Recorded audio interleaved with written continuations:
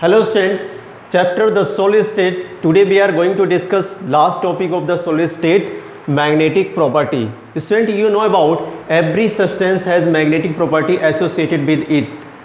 Origin of the magnetic properties lies in electrons. तो electron की वजह से मैग्नेटिक प्रॉपर्टीज आती हैं and each electron behave like a tiny magnet. हर एक इलेक्ट्रॉन एक छोटी छोटी मैग्नेट के जैसे यहाँ पे बिहेव करता है. ठीक है, तो मैग्नेटिक मोमेंट जो है वो दो वजह से होती है. एक होती है इट्स ऑर्बिटल मोशन, यानी ये न्यूक्लियस है, दिस इज न्यूक्लियस, और न्यूक्लियस के चारों तरफ ये क्या है, एक इलेक्ट्रॉन, ये ऑर्बिटल में पड़ा हुआ है. ऑर्बिटल भी क्या करता है, इस तरह से रोटेशन कर रहा है यहाँ पर. तो एक तो उस वजह से होती है. दूसरा जो इलेक्ट्रॉन होता है वो अपनी जगह पड़े पड़े, अगर जो इलेक्ट्रॉन है वो भी इस तरह से अपनी जगह पड़े पड़े क्या करता है, मोशन करता है. तो सेकंड वन क्या है, इलेक्ट्रॉन का spin around its on axis. Electron अपनी एक्सिस पर मोशन करता है जिसकी वजह से मैग्नेटिक प्रॉपर्टी ओरिजिनेट होती है. ठीक है, तो दो चीज़ें आपने समझनी. ठीक, अब इस मैग्नेटिक प्रॉपर्टी के अकॉर्डिंग सब्सटेंस जो होते हैं वो कितने टाइप के होते हैं. फर्स्ट वन पैरामैग्नेटिक सब्सटेंसेस, ठीक है, जो आपने 11th स्टैंडर्ड में स्टडी की थी. Diamagnetic substances, ferromagnetic substances, anti ferromagnetic substances and ferrimagnetic substances. ठीक है, ये 11th में आपने पैरामैग्नेटिक और डायमैग्नेटिक स्टडी किया था. ये आपको फेरोमैग्नेटिक, एंटी फेरोमैग्नेटिक और फेरीमैग्नेटिक डिटेल में और भी समझना होगा. ठीक है, तो हम वन बाय वन डिस्कस करेंगे. पहले हम पैरामैग्नेटिक देखेंगे, इसको आप नोट कीजिए, फिर हम आगे बढ़ते हैं. नाउ स्टूडेंट, फर्स्ट वन है पैरामैग्नेटिक सॉलिड्स और पैरामैग्नेटिज्म्स. तो what is the paramagnetic solid और पैरामैग्नेटिज्म? प्रेजेंस ऑफ वन और मोर अनपेयर्ड इलेक्ट्रॉन. तो अनपेयर्ड इलेक्ट्रॉन होना यहाँ पर ज़रूरी है. पैरामैग्नेटिक का जो मोस्ट क्राइटेरिया है वो है अनपेयर्ड इलेक्ट्रॉन. मॉलिक्यूल्स में हो सकते हैं, एटम में हो सकते हैं अनपेयर्ड इलेक्ट्रॉन, और आयन में भी हो सकते हैं. Give rise to the magnetisms. Right.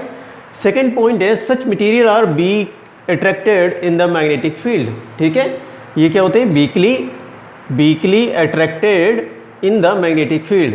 And next point is when they are placed in the magnetic field, जब इनको मैग्नेटिक फील्ड में रखा जाता है, they become parallel to the field. ठीक है, अब आप इस तरह से समझ लीजिए, ये हमारे पास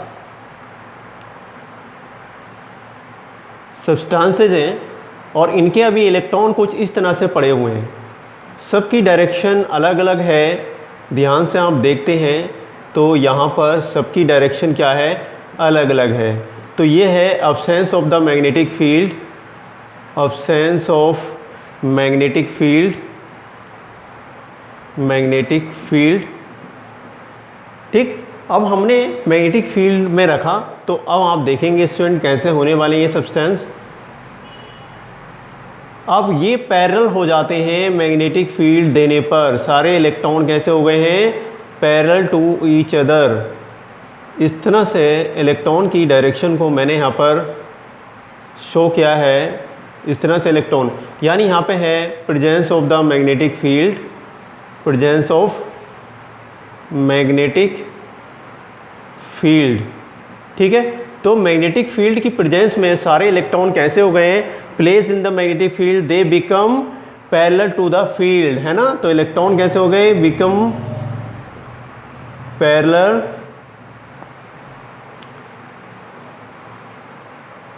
to the field. Right, simple. तो आपको ध्यान रखना है पैरामैग्नेटिक सॉलिड क्या होते हैं, ऐसे सॉलिड जिनके पास एक या एक से ज़्यादा अनपेयर्ड इलेक्ट्रॉन होता है, वो पैरामैग्नेटिज्म कैरेक्टर शो करते हैं. ठीक है, तो ये पैरामैग्नेटिज्म कैरेक्टर यहाँ पे शो किया. अब हम इसको मेज़र कैसे करते हैं, तो mu M, this is the paramagnetism, है ना. पैरामैग्नेटिज्म इक्वल्स टू होता है रूट n+2, n+2 का पूरे का रूट. यहाँ पे n जो रिप्रेजेंट करता है नंबर ऑफ अनपेयर्ड इलेक्ट्रॉन को बता रहा है. This is the number of unpaired electron. ठीक, आपने molecular orbital theory 11th standard में पढ़ी थी. ठीक है, तो वही यहाँ पर ये क्या बता रहा है, नंबर ऑफ अनपेयर्ड इलेक्ट्रॉन के बारे में ये हमें बता रहा है. ठीक है, अच्छा, अब हम बात करेंगे तो एग्जाम्पल कौन कौन से हो सकते हैं इनके. जो एग्जाम्पल होते हैं TiO है, CuO है और BO है, ठीक है। This is the most important example. Application की अगर हम बात करते हैं तो इनकी एप्लीकेशन क्या हो सकती हैं, इनका यूज़ इलेक्ट्रिक डिवाइसेस में किया जाता है, इलेक्ट्रिक डिवाइस। तो इलेक्ट्रिक डिवाइसेस जो होती हैं उनको बनाने में इसका यूज़ किया जाता है, ठीक है। यहाँ तक आप नोट कीजिए, फिर आगे बढ़ते हैं। नाउ स्टूडेंट सेकंड है डायमैग्नेटिक सब्सटेंसेस, मोस्ट इम्पोर्टेंट है, जो कि 11th में आपने इसको समझा था। तो डायमैग्नेटिक सब्सटेंसेस में क्या होता है, इसमें आप बात करेंगे diamagnetic substance are weakly repelled, ये करते हैं रिपल्शन करते हैं, repelled by the magnetic field. जब इनको मैग्नेटिक फील्ड में रखा जाता है तो ये क्या करते हैं, रिपल्शन शो करते हैं।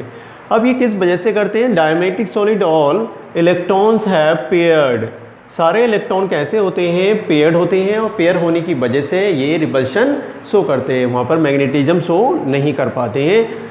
यहाँ पर क्या होता है, only fully filled orbital, question मिलता है कि इनके जो ऑर्बिटल होते हैं वो क्या होते हैं, फुल्ली फिल्ड होते हैं।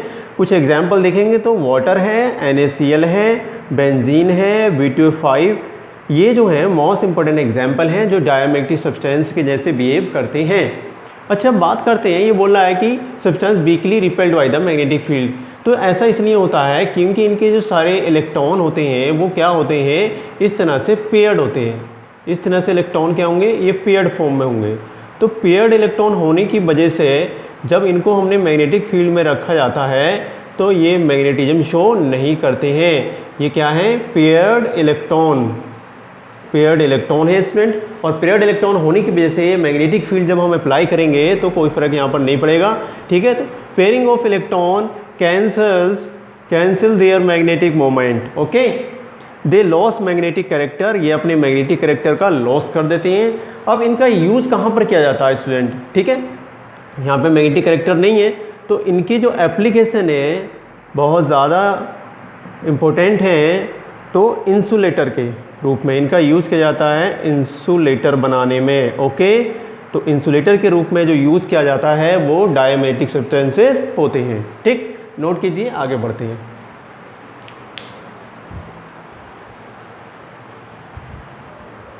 नाउ नेक्स्ट है third one student, ferromagnetic solids.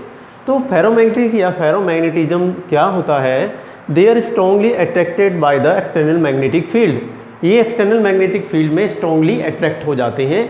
ऐसे इसलिए होता है क्योंकि सारे के सारे अनपेयर्ड इलेक्ट्रॉन हैं, है ना। जैसे कि आयरन ले लेंगे तो उसमें सारे अनपेयर्ड इलेक्ट्रॉन हैं। ये जो आयंस होते हैं अनपेयर्ड इलेक्ट्रॉन के, इनको हम डोमेन्स बोलते हैं। और आपको पता है ये एक ही डोमेन्स एक टिनी मैग्नेट का काम करता है, हर एक डोमेन एक छोटे टिनी मैग्नेट का यहाँ पर काम करता है, ध्यान रखना इस बात को, ठीक है। तो do not lose their magnetic when the external field is removed, अगर आपने यहाँ पे एक्सटर्नल फील्ड हटा भी लिया तब भी ये क्या होते हैं, मैग्नेटाइज हो जाते हैं और परमानेंटली मैग्नेटाइज रहते हैं, ठीक है। तो these solid can be permanently magnetize, ठीक है, ये सॉलिड क्या होते हैं, परमानेंटली मैग्नेटाइज होते हैं। आयरन बहुत अच्छा एग्जाम्पल है, कोबाल्ट है, निकल है और EuO। तो इसका जो यूज़ किया जाता है, इनकी जो एप्लीकेशन है मैग्नेटिक टैप्स, पहले क्या होता था कुछ कैसेट होती थी, अब तो चिप आती हैं, पहले क्या होता है कुछ कैसेट होती थी, उन कैसेट के ऊपर इस तरह से एक फिल्म होती थी, ठीक है, और ये ऐसे इसके ऊपर रोटेट कर देती थी जिससे कि रिकॉर्डिंग की जाती थी। तो रिकॉर्डिंग जो टैप्स होते हैं, कैसेट होते हैं, ऑडियो और वीडियो, उनमें इसका यूज़ किया जाता है। जैसे CRO2 आप बात करते हैं तो ऑडियो वीडियो टैप्स रिकॉर्डर में इसका यूज़ किया जाता है। अब स्टूडेंट ये समझिए आप बात को कि जो ये डोमेन्स होते हैं, जब हमने यहाँ पे एक्सटर्नल मैग्नेटिक फील्ड दिया तो ये डोमेन्स क्या होते हैं, ये क्या हैं, डोमेन्स हैं, दीज आर कॉल्ड डोमेन्स, ठीक है। मैग्नेटिक आयंस के ग्रुप को हम क्या बोलते हैं, डोमेन्स बोलते हैं। तो ये क्या होते हैं, एकदम से spontaneous alignment of the magnetic field, these are इस तरह से अनपेयर्ड हैं, ये पैरेलल हो जाते हैं, ठीक है, पैरेलल स्पिन शो करते हैं और इसकी वजह से ये जल्दी से क्या शो करते हैं, फेरोमैग्नेटिक कैरेक्टर्स शो करते हैं, ठीक है। तो यहाँ पे हमने देखा कि मोस्टली आयरन, कोबाल्ट और निकल का यूज़ यहाँ पर फेरोमैग्नेटिक सब्सटेंस में किया जाता है। और यहाँ पे जो एप्लीकेशन है कैसेट रिकॉर्डर में, ऑडियो वीडियो टैप्स में इसका यूज़ किया जाता है, ठीक है। अगर हमने मैग्नेटिक फील्ड हटा भी लिया तो भी ये परमानेंटली क्या बन जाते हैं, मैग्नेटाइज्ड हो जाते हैं, ठीक, यहाँ तक नोट कीजिए, फिर आगे बढ़ते हैं। Now next student anti ferromagnetic solids. तो ये क्या होते हैं? Solid which are expected show paramagnetism. हम ये मानते हैं कि ये पैरामैग्नेटिज्म शो करेगा या फिर ये फेरोमैग्नेटिज्म शो करेगा, है ना। देखो मैग्नेटिज्म में भी अनपेयर्ड इलेक्ट्रॉन और फेरोमैग्नेटिज्म में भी अनपेयर्ड इलेक्ट्रॉन होते हैं। लेकिन होता क्या है, on the basis of the unpaired electrons but actually have zero net magnetic moment. यहाँ पे जो मैग्नेटिक मोमेंट होता है वो ज़ीरो माना जाता है, ज़ीरो हो जाता है, क्योंकि जो डोमेन्स होते हैं यानी जो अनपेयर्ड इलेक्ट्रॉन के ग्रुप हैं ये क्या हो जाते हैं, oppositely oriented and cancel out each other magnetic moment. और ये अपनी मैग्नेटिक मोमेंट को देखो, एक ऊपर को डायरेक्शन में है ना, एक नीचे को, एक ऊपर को, एक नीचे को, तो ये आपस में क्या करते हैं, कैंसिल कर देते हैं, कैंसिल आउट मैग्नेटिक मोमेंट